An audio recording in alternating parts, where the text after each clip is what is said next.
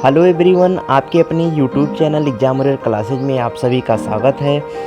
दोस्तों, आज हम हिंदी का तीसरा सेट आपके समक्ष लेकर आए हैं, जिसमें आपको बहुत ही इम्पॉर्टेंट परीक्षाओं में बहुत ही बार पूछे जाने वाले प्रश्न आपको मिलने वाले हैं। तो आपको पूरी वीडियो देखना है लास्ट तक। वीडियो पसंद आए तो वीडियो को लाइक शेयर सब्सक्राइब जरूर करिएगा। शुरू करते हैं। पहला है हमारा, रचना की दृष्टि से शब्दों के कितने भेद होते हैं। आपको बताना है कि रचना की दृष्टि से शब्दों के कितने भेद होते हैं। तो रचना की दृष्टि से शब्दों के जो 3 भेद होते हैं, आपको याद रखना है कि रचना की दृष्टि से शब्दों के 3 भेद होते हैं। अगला है, संज्ञा के कितने भेद हैं। तो इसमें आपको बताना है कि संज्ञा के कितने भेद हैं। तो संज्ञा के 5 भेद होते हैं। आपको याद रखना है कि संज्ञा के मुख्यतः 5 भेद होते हैं। अगला है, विकारी और अविकारी शब्दों के कितने भेद होते हैं। आपको इसमें बताना है विकारी और अविकारी शब्दों के कितने भेद होते हैं। तो विकारी और अविकारी शब्दों के 8 भेद होते हैं। आपको याद रखना है कि विकारी और अविकारी शब्दों के 8 भेद होते हैं। अगला है, इनमें से कौन सा शब्द संज्ञा से बना हुआ विशेषण है। आपको बताना है इसमें कौन सा शब्द है जो संज्ञा से बना हुआ विशेषण है।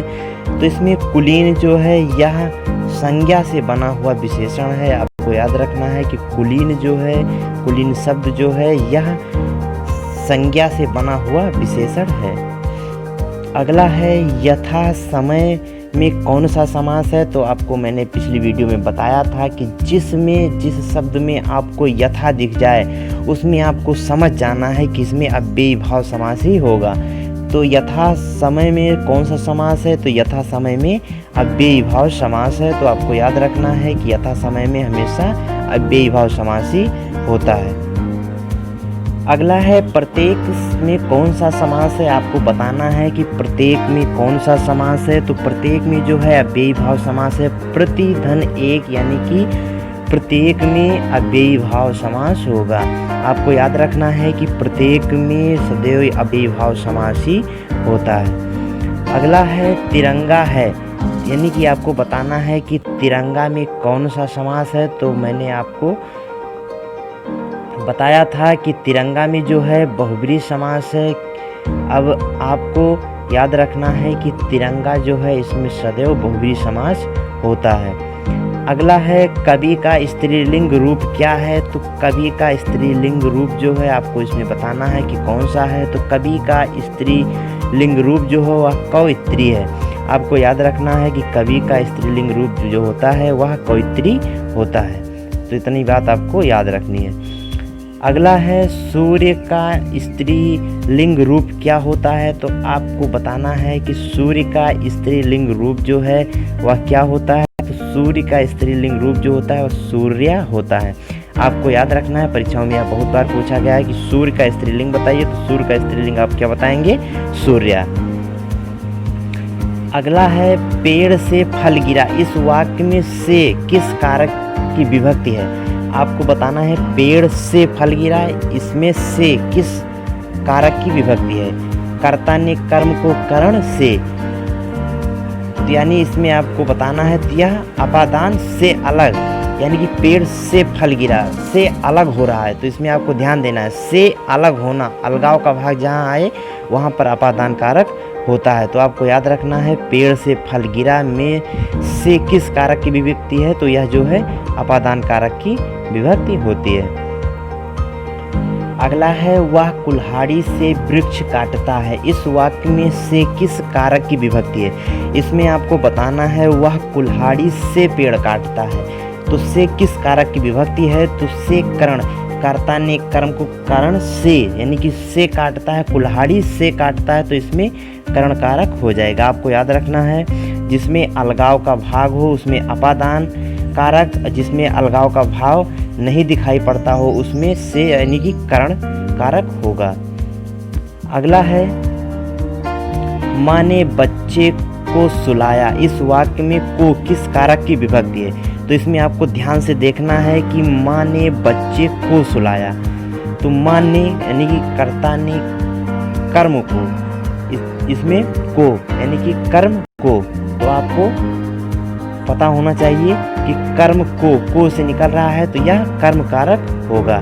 यानी कि को जो है किस कारक की विभक्ति है, तो वह कर्म कारक की विभक्ति है। अगला है अध्यापक शब्द का स्त्रीलिंग रूप क्या है। आपको इसमें बताना है कि अध्यापक शब्द का स्त्रीलिंग रूप क्या है। तो अध्यापक शब्द का स्त्रीलिंग रूप जो है वह अध्यापिका होगा। आपको याद रखना है अध्यापक शब्द का स्त्रीलिंग रूप जो होता है वह अध्यापिका होता है। अगला है नायक शब्द का स्त्रीलिंग रूप क्या है। अब आपको बताना है कि नायक का स्त्रीलिंग रूप क्या होता है। तो नायक का स्त्रीलिंग रूप जो होता है वह नायिका होता है। नायिका, नायिकी नहीं, नायिका। तो आपको याद रखना है कि इस नायक का स्त्रीलिंग रूप जो होता है वह नायिका होता है।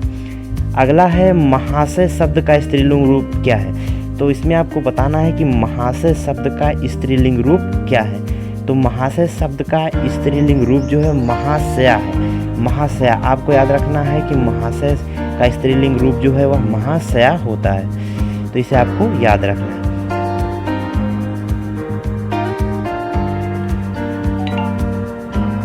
अगला है नेता शब्द का स्त्रीलिंग रूप क्या है। इसमें आपको बताना है कि नेता शब्द का स्त्रीलिंग रूप क्या है। तो नेता शब्द का स्त्रीलिंग रूप जो होता है वह नेत्री होता है। आपको याद रखना है कि नेता शब्द का स्त्रीलिंग रूप जो होता है वह नेत्री होता है। अगला है दाता शब्द का स्त्रीलिंग रूप क्या होता है। आपको बताना है कि दाता शब्द का स्त्रीलिंग रूप क्या होता है। तो दाता का दात्रीय होता है।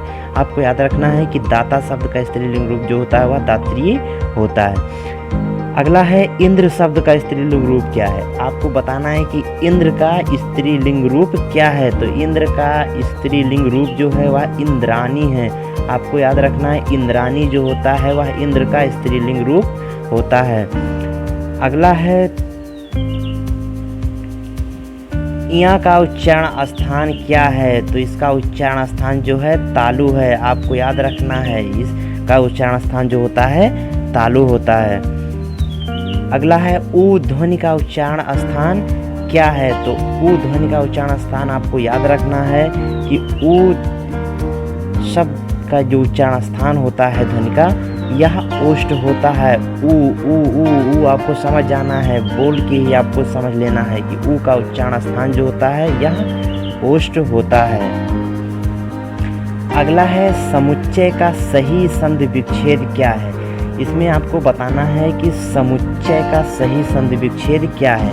तो समुच्चय का सही संधि विच्छेद जो होगा वह सम प्लस उत प्लस आय। तो इसमें समुच्चय का सही संधि विच्छेद जो है यह बी नंबर सही है, सम प्लस उत प्लस आय। अगला है सूर्योदय का सही संधि विच्छेद क्या है। तो इसमें आपको बताना है कि सूर्योदय का सही संधि विच्छेद जो है यह सूर्य प्लस उदय हो जाएगा। यानी कि सूर्योदय, सूर्य प्लस उदय, इसका सही संधि विच्छेद सी नंबर सही है। अगला है महेंद्र का संधि विच्छेद क्या होगा। आपको बताना है कि महेंद्र का संधि विच्छेद क्या होगा। तो महेंद्र का संधि विच्छेद जो महा प्लस इंद्र, आपको वैसे ही गेस लगा लेना है कि महेंद्र महा प्लस इंद्र, यानी कि महेंद्र का संधि विच्छेद जो होगा वो महा प्लस इंद्र होगा। अगला है क्या आप जा रहे हैं, क्या में कौन सा निपात है।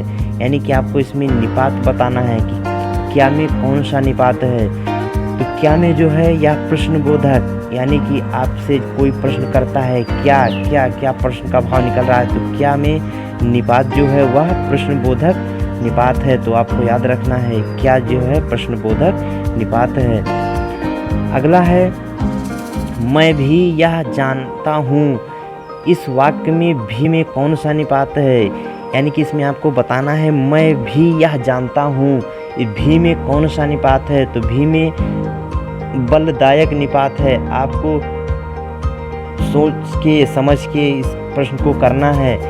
जैसे देखना है हमें कि मैं भी जानता हूँ, मैं भी जानता हूँ, अपने ऊपर लेकर करना है मैं भी जानता हूँ। तो भी में जो है वह बलदायक निपात है, यानी कि बल का भाव निकल रहा है ना इसमें कि मैं भी जानता हूँ, मैं मतलब स्वयं, मैं भी जानता हूँ। तो बलदायक बल के साथ आप कह सकते हैं। तो इसमें बलदायक निपात होगा, इसे आपको याद रखना है। तो दोस्तों कल की वीडियो में इससे भी और बेहतरीन क्वेश्चन होंगे जो परीक्षाओं में बहुत बार पूछे गए हैं। आपको बहुत सारे नए क्वेश्चन भी इसमें मिलेंगे। तो आपको यह वीडियो पसंद आई हो तो लाइक शेयर सब्सक्राइब ज़रूर करिएगा, दोस्तों में अपने खूब शेयर करिएगा, जिससे बहुत सारे बच्चे इससे जुड़कर वीडियो को देख सकें।